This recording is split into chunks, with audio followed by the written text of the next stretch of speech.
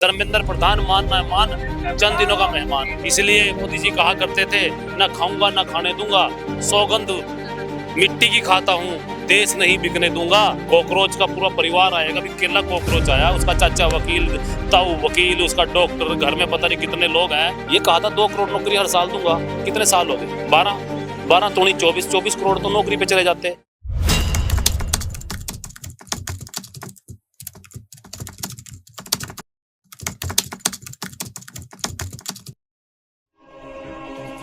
देश दुनिया की हर बड़ी खबर के लिए अभी सब्सक्राइब करें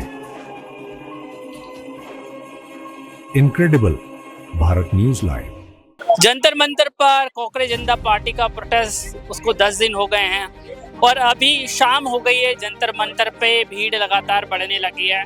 कुछ लोग मेरे साथ में हैं। अंकल जी, सर, जिस तरीके से प्रोटेस्ट होता जा रहा है, आगे बढ़ता जा रहा है, वो लग रहा है बढ़ता ही रहेगा। ऐसा मुझे तो ऐसा लग रहा है। कुछ प्रोटेस्ट का कुछ नतीजा निकलेगा? धर्मेंद्र प्रधान इस्तीफा देंगे या नहीं? इस्तीफा तो थोड़ी दिनों में दे देगा, 2-3 दिन में दे देगा। इसका कोई लगता नहीं मुझे कि लंबा चलेगा। धर्मेंद्र प्रधान मान चंद दिनों का मेहमान, जाने वाला है, सब तो चला गया अब तो। और मोदी जी ने 2014 में कहा था, लोगों को बेवकूफ बनाया था कि देश मजबूत हाथों में आ जाएगा। मुझे लगता है देश मजबूत हाथ हैं और ये अब चला जाएगा।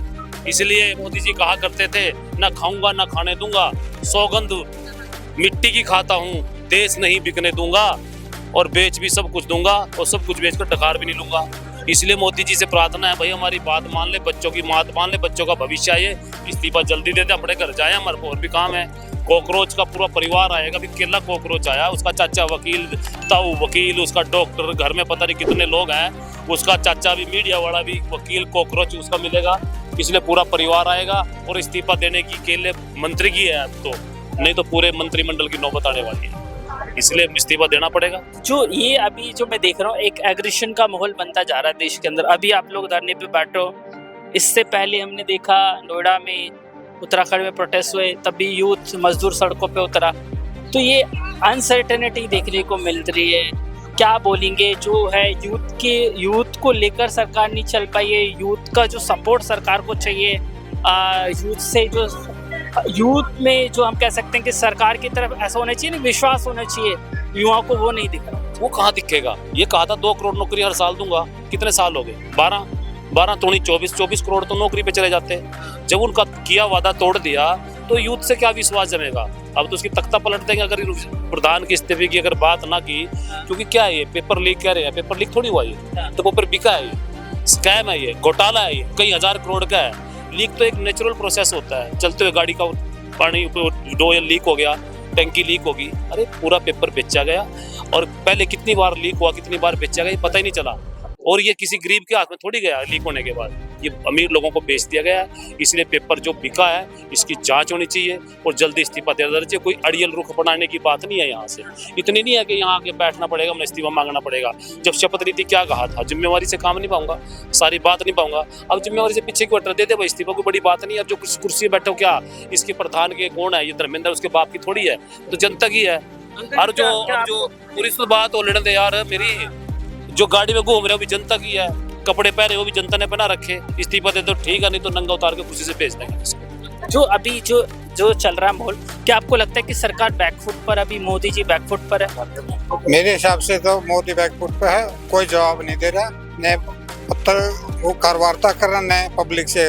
जब भी कोई डिसीजन इंडिया में आता है, बाहर विदेश में जाता है। अब जो कांड हुआ है उसके लिए बाहर भाग गया, यही काम है इसका। पब्लिक का कोई सुनाई नहीं, कोई बुराई नहीं। हमारे बच्चे हैं, ये हमारे स्टूडेंट है, हमारे बच्चे हैं। कोई पढ़ रहा है, कोई पढ़ा रहा है, कोई है। ये गलत बात है मोदी जी की। धर्मेंद्र प्रधान का इस्तीफा ले देना चाहिए।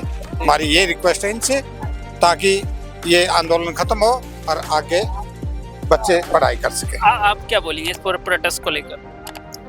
प्रोटेस्ट बिल्कुल जायज है। सोनम वांगचुक ने जो मुहिम उठाई है शिक्षा का और पर्यावरण को लेके, उसमें आज देखने का ये आ रहा है कि जब से मोदी सरकार आई है, इन्होंने पहली शिक्षा मंत्री बनाई, जिसका अपना प्रोफाइल ठीक नहीं था, स्मृति ईरानी थी। उनको फिर सारे यूनिवर्सिटियों के प्रोफेसर्स ने और सारे के सारे वाइस चांसलर्स ने इस्तीफा देने की धमकी दी और कहा, तब उनको हटाया गया। वो गलत डिसीजन था। उसके बाद ये शिक्षा मंत्री बनाए गए। इन्होंने बिल्कुल व्यापार बना दिया। और हर पेपर लीक। शिक्षा में बदलाव की पॉलिसी की बात करी थी, 2020 में नई शिक्षा पॉलिसी आई, वो सारे के सारे प्राइवेट हाथों में दे दिया। सारी मेडिकल की सीटें जो हैं वो बेची जा रही है। हमें पता है, हम एक पढ़ने वाले बच्चों के माँ बाप हैं, हमें पता है कि नीट का पेपर लीक होने के बाद बच्चों को कैसे हमने सेटिस्फाई करा, फिर दोबारा के लिए पेपरों के लिए तैयार किया, है ना। और वो भी सीटें इतनी थोड़ी हैं और बच्चे इतने ज़्यादा हैं। हर माँ बाप के पास करोड़ों रुपए नहीं है, हर माँ बाप विदेश में नहीं भेज सकता। सारी शिक्षा का बाजारीकरण कर दिया गया है ना। तो इसलिए मोदी सरकार शिक्षा के और स्वास्थ्य के मामले में बिल्कुल बैकफुट पे है। मोदी सरकार ने इस डिसीजन को तुरंत लेना चाहिए वापस। और आप अब देखो, अब की बार तो सीबीएसई की जो मार्किंग सिस्टम है उसमें भी देख लो कितना घोटाला हुआ है। तो आप ये देखो कि पूरा का पूरा सिस्टम कंपनियों के हाथ में दे दिया है, पूरा सेल परचेज की दुकान बढ़ा दी गई है। तो इसलिए हमें ज़्यादा से ज़्यादा, मैं तो कहूँगा, मैं खुद शिक्षक हूँ, तो शिक्षक वर्ग को संगम वाक्चुक के साथ आना चाहिए और इनकी मुहिम को बढ़ाना चाहिए, ताकि शिक्षा को बचाया जा सके। इस देश में राज कोई करे, बट इस शिक्षा को बचाया जाना चाहिए, तो नहीं तो यूथ खत्म हो जाएगा। आप क्या बोलेंगे भैया, इस पूरे प्रेस में आप आए हैं, क्या बोलेंगे? मैं पिछली बार भी आया था, अभी भी आया हूँ। वैसे मैं रोज़मर्रा में मतलब काम करता हूँ, डेली कमाता हूँ, और मेरे से देखा नहीं जा रहा। मैं अगर चाहता तो मैं यहाँ पे एनी टाइम रहता, मगर मेरे पीछे भी फैमिली है। लेकिन मैं इन लोगों का साथ देना चाहता हूँ। ये शिक्षा के विरुद्ध जो भी काम हो रहे हैं, ये बहुत गलत काम हो रहे हैं। तो आप यही है। तो आप ये देख सकते हैं, जंतर मंतर पर हुजूम है लोगों का लगातार बढ़ता जा रहा है। और जिस तरीके से ये प्रोटेस्ट है, जब तक धर्मेंद्र प्रधान इस्तीफा नहीं देंगे तब तक चलता रहेगा। क्योंकि जो प्रदर्शन कर रहे हैं लोग, उन्होंने सोच रखा है कि जब तक इस्तीफा नहीं देंगे तब तक प्रोटेस्ट करेंगे। इसकी बानगी हमें 20 तारीख को ही पता चल गई थी, जब काफ़ी कोशिश करी गई थी कि प्रोटेस्ट खत्म हो जाए, उसके बावजूद भी ये लोग डटे रहे। आप अभी भीड़ देखिए, आप भीड़ लगातार बढ़ती जा रही है। बहुत सारी सोशल मीडिया पर मीम्स चल रहे हैं कि 100 लोग हैं जंतर मंतर पर, 50 लोग हैं। हाँ, जंतर मंतर पे को लेकर ये मीम्स चल रही थी कि 100 लोग हैं, 50 लोग हैं। लेकिन आप अभी देख लीजिए, कम से कम 1000 से 1500 लोग अभी यहाँ पर मौजूद हैं और धीरे धीरे और लोग बढ़ते जाएंगे। तो हमने कुछ लोगों से बात करी है। इनक्रेडिबल भारत न्यूज़ लाइव के लिए महेंद्र कुमार शर्मा।